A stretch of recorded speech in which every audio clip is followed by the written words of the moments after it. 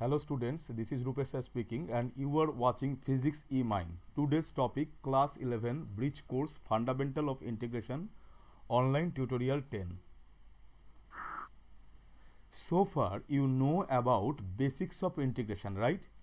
In this session we are going to delve further deep into the fascinating world of integration. Let's begin. First of all, let us know how integration actually operates graphically, how it is actually feasible to find out area under the curve using integration.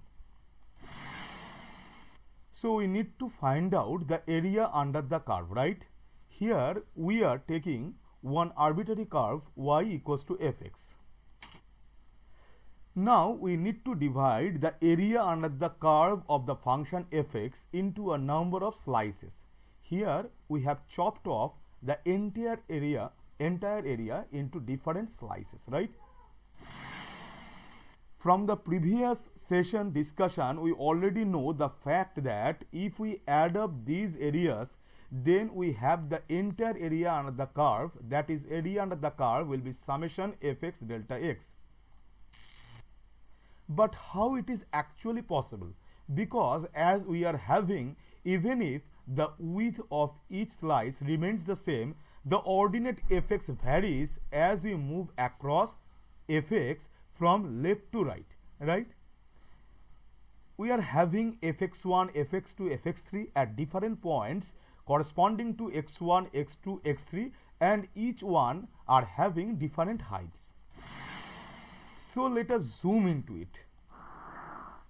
We can now easily visualize the fact that as we zoomed into the previous figure, the shaded region, that is pink shaded region, is none other than more like a trapezium, right? So what should we do?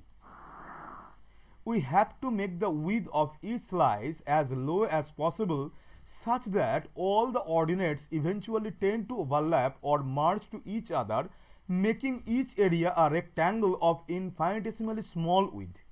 Now let's have a look at the figure here. fx1 almost merges to fx2, and so we may take in this case fx1 almost equals to fx2 as x1 moves very close to x2. So we can now easily assume that area over here, we may treat it like a rectangle, has a constant length fx and constant breadth delta x. So area of each such rectangle will be fx delta x. Yellow shaded region has area fx delta x. In limiting condition, this delta x turns into dx, right? Now, if we add up all the slices, we will end up with the entire area. Here it is orange shaded area under the curve, right? So, in this case, summation of fx delta x will be replaced by integration x1 to x2 fx dx. Now, let us move forward to classification of integral. We have two classes of integral, number one indefinite integral and number two definite integral. What is indefinite integral? So far we have area under the curve integration fx dx equals to phi x, which is another function of x, right? This is what we call indefinite integral, which doesn't have any upper or lower limit associated with it. We may say phi x to be a pattern function which varies in accordance with x. It doesn't have any exact value associated with it, rather expresses the dependency of area under the curve on x. Let us take an example. We have been given one indefinite integral over here, I equals to integration 2x plus 3x square plus 2 dx.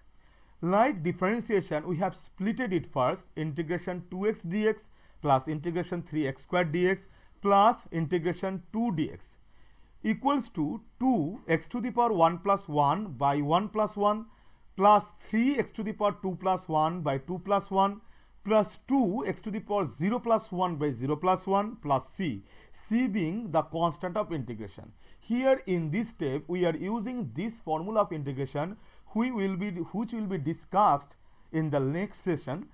But as of now, you remember that there is a formula like that: integration x to the power n dx equals to x to the power n plus 1 by n plus 1 plus c, where c cannot be taken as minus 1. Otherwise, the denominator will be undefined, right?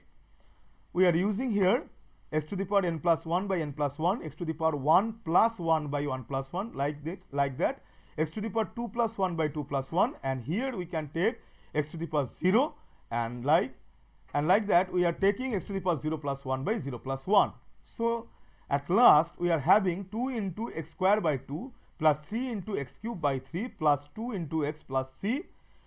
2, 2, 3, 3 are cancelled out, and we are having at last x square plus x cube plus 2x plus c. Now let us move forward to definite integral. In case of indefinite integral, we express area under the curve equals to integration fx dx equals to phi x, right?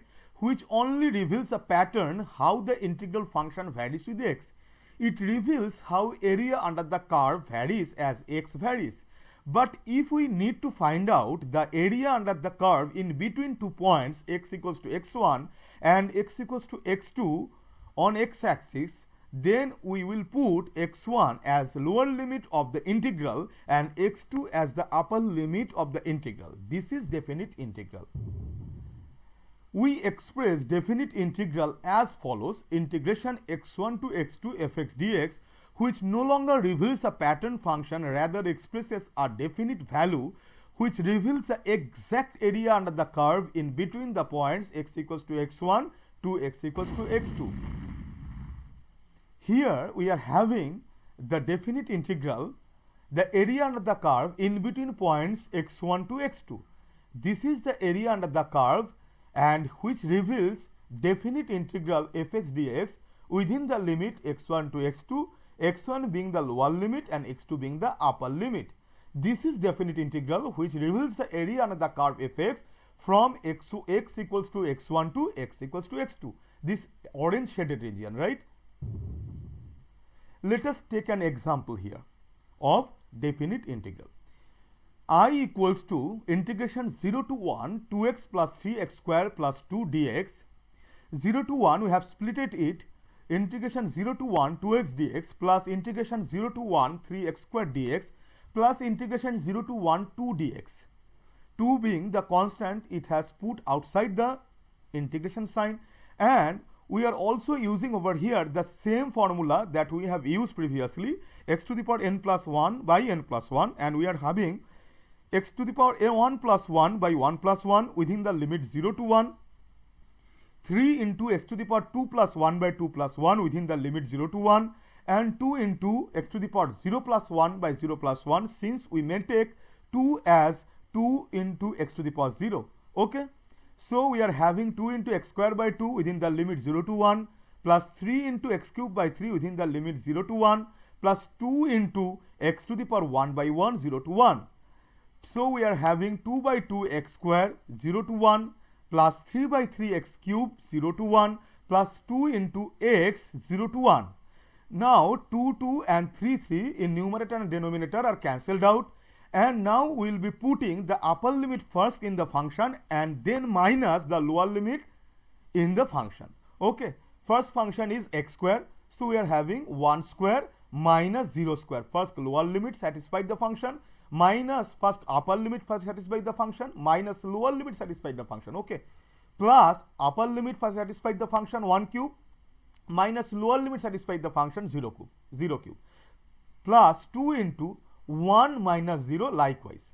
So we are having 1 minus 0 plus 1 minus 0 plus 2 into 1 minus 0 reveals us 1 plus 1 plus 2. So it results in 4. So what we are having over here, that definite integration has a definite value associated with it. Okay. So that's all for today. See you in the next session. Till then, bye.